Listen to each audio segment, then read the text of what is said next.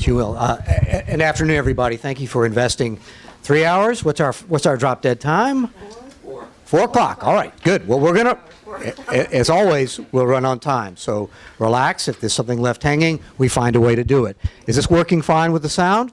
Now, let me tell you, the reason I'm asking that, there is a camera here and there's sound, and I've found out in the past few weeks, since the last time we were together, people are watching the stream.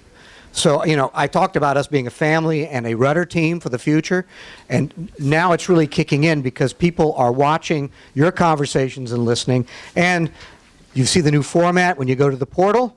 They're going to look at the session notes, which will show your progress as we put more and more discipline into the process, and down the road start making some decisions about what matters most with our assets, how we compete, and how we communicate. Your job is to keep clicking into that yourself to make sure that we have it right. So for newcomers, all you have to do is read the session notes. It'll tell you where we are, where we're going, and if you want to watch the meeting, it's web streamed. To my understanding, to the technical team, it looks pretty good. Right? So it looks good. So we're going to take care of the hundreds, if not thousands, that watch this in the future as well. So do keep that in mind. If I say stop and hand you a microphone, wait for it because Mom and Dad are watching as well, and we need to take care of them. Right? So my name's Don Upton. I'm with Fairfield Index. There are a few newcomers to our consulting team here. Dan Hodge with HDR Decision Economics is on point for the team, and I'm going to introduce another colleague here in just a second. Let me just first set the stage for what we're going to accomplish today. Dan, could you help me click through this? First of all, you know, we're now working off of a clear timeline for action. And the timeline right now is research heavy, conversation heavy.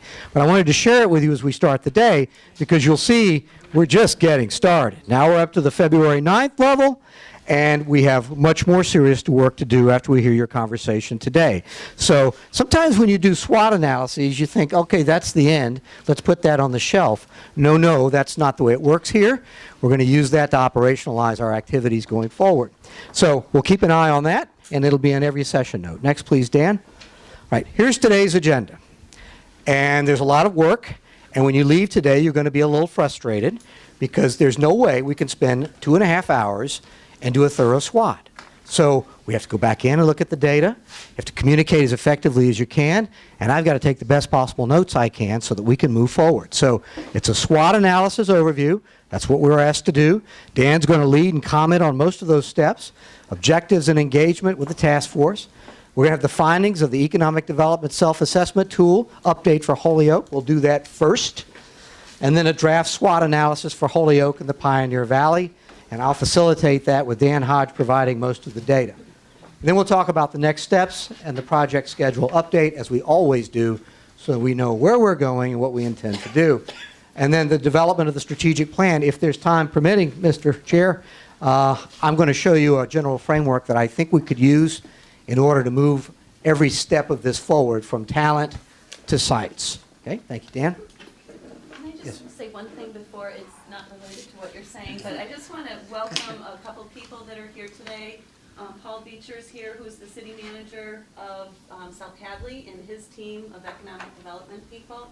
And Kathy McCabe from the Massachusetts Economic Development Council also in the audience. So how can you, can your team wait? There you go. Just want to welcome them here today. Thank you, and welcome. And this portal belongs to you as well. Any other? Dr. Bluestone is here as well with us. We're really looking forward, and we had some great conversations yesterday, and we're looking forward to hearing what you have to say today. So welcome. Thank you. Right. When we were together last, we also put together a statement of intent. It's designed to answer anybody's question from any sector. What do you think you're doing? And this allows us to be on the same page as a family, and it also teaches us to get on the same page when we have to talk about sites and training and incentives. So I'm just going to read through it step by step to show you what we agreed on. We intend to identify and activate assets for jobs, enterprises, entrepreneurs, and investment by testing ideas and assumptions every step of the way with the people who make real decisions about jobs and investment. And that's partly my job. I represent the reality. I work with site locators. It's my job to say to you, oh yeah? Prove it. Prove it. And I'll tell you what I'd like to see too. Making honest, data-driven decisions about the most meaningful opportunities for our community. Next.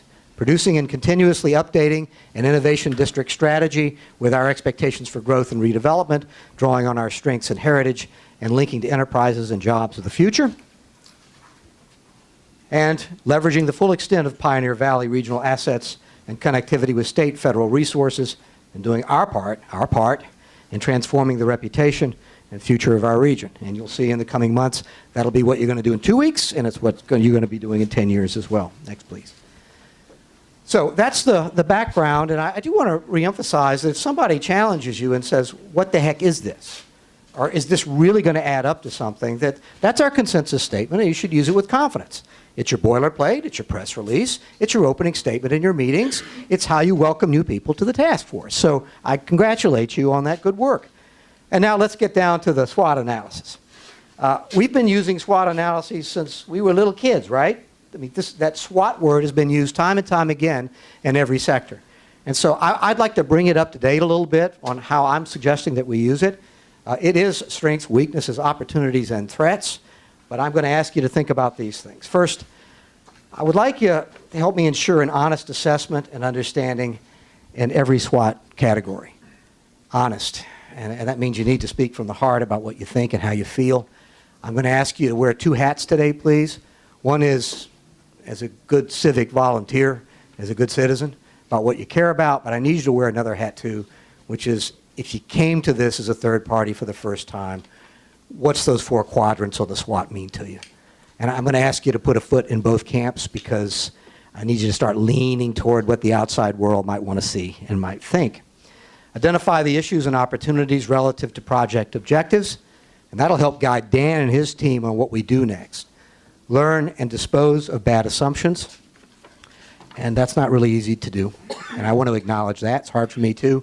You've walked in here thinking that there are certain weaknesses or certain strengths, and that may or may not be true at the end of the day, and I ask you to let go when that time for letting go takes place. I ask you to identify follow-ups and think about data requests. You know, John's good at this. He'll go, Don, you know, I'd like to know more about that, and I'm going to take that real seriously, and it means we've got a data request for the next time that we're together. Shine a light on the real pathways for intervention, improvement, and gap filling. We're not going to do that today, but if you shine the light, if you identify where those opportunities are, it tells me, it tells Dan and the whole team where the next work might take place. Ensure there's a consensus on the big therefores, the project pathways for the coming weeks. Just because we agree on a SWOT, we also have to go, okay, therefore, what are we going to do about it? And that'll even, Pat, tell us what kind of team we're going to be a year from now, because we've got to find the right infrastructure to take these things on. And then honor surprises. When you hear them, go yay, or what a surprise. Delight in the opportunities, and don't wallow in weaknesses, please. And that's been the failure of SWOT analysis for time certain. We get down and we wallow in our weaknesses, and well, guess what? Everybody's got weaknesses, and I'm going to ask you to confront them, and then we're going to dispose of them by having an economic plan of action for the future. Fair enough? And for the newcomers, I really do need, yes, Don, yes, I agree. Okay, good. All right, thank you. Next. All right, Dan's going to use a classic 4-quad notepad, just like we did all our lives: strengths, weaknesses, opportunities, and threats. An opportunity for review and feedback and discussion all the way through, Dan, when we get to you. So it'll be stop and go, stop and go. I think that's the way to do a SWOT analysis. And then time to address nomenclature and pathways for action. We test drove this with the Economic Development Advisory Board this morning, and they said, stop, that's a stupid word. It doesn't make any sense, or you're using jargon, and that's what we need to hear today. And session notes will be published shortly after the meeting. That's my job. So it'll look like this, and everything that we talk about and agree on will be there for the whole world to see. And then pathway from SWOT analysis to the strategic plan. I'd like to try to do that today, if possible. It's not absolutely essential, but I'd like to say, here's how I would start helping you build a strategy: near-term, long-term strategic objectives, help identify opportunities for economic growth, investment needs, policy changes, regional collaboration. And I'm zeroing in on policy changes. Sometimes policy change is the easiest thing to do, and you need to think about that when you say an opportunity or a risk or a weakness. Policy sometimes make things go, and I suspect that's the case here too, whether we're talking about education or permitting. Right? Next, please. Well, it's, you go ahead and set him up. no, yeah. All right. Oh, thank you. And so it's my pleasure, and I'm meeting him for the first time, Dr. Barry Bluestone. He's the director of the Dukakis Center at Northeastern. And, you know, as an outsider, and I'm a Floridian, I know that you are the subject matter expert on the Massachusetts economy. And it's kind of an easy way to introduce you because we know you're the go-to guy. And he's going to spend a good 20 minutes at least talking about how the EDSAT, EDSAT works, and really some of the critical things that you've uncovered about our market and our delivery system. Fair enough? Indeed. All right, it's all yours. Can I borrow that? Well, why don't you take that one, and that way I can hand You this can to hold that questions. one up. Good afternoon. I'm thrilled to be here. I'm thrilled to meet your mayor and Kathleen, and I'm back with a good friend, Tim Brennan, and our friends here at HDR. Let me give you just a little background on who we are and what we do, and then we'll get in very quickly into this presentation that my colleague Nancy Lee, who works on our staff, and I put together for this meeting. We're the Dukakis Center for Urban and Regional Policy. We founded it at Northeastern University when I came there from UMass Boston in 1999. Do an enormous amount of work in the housing field originally. We actually helped write Chapter 40R and 40S, the state's housing laws. But from the very beginning, we've done a tremendous amount of work in the area of economic development. Part of that is driven by the fact that I hail from the city of Detroit, Michigan. And I was just down, by the way, in Savannah, Georgia, because we're doing a lot of work on economic development across the country with mayors from all parts of the country.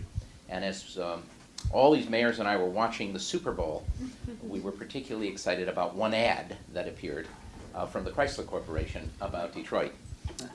It's the only time over the whole weekend I got a standing ovation from the mayors. So I've always been interested in this question, and for almost 40 years I've been looking at the question of local economic development.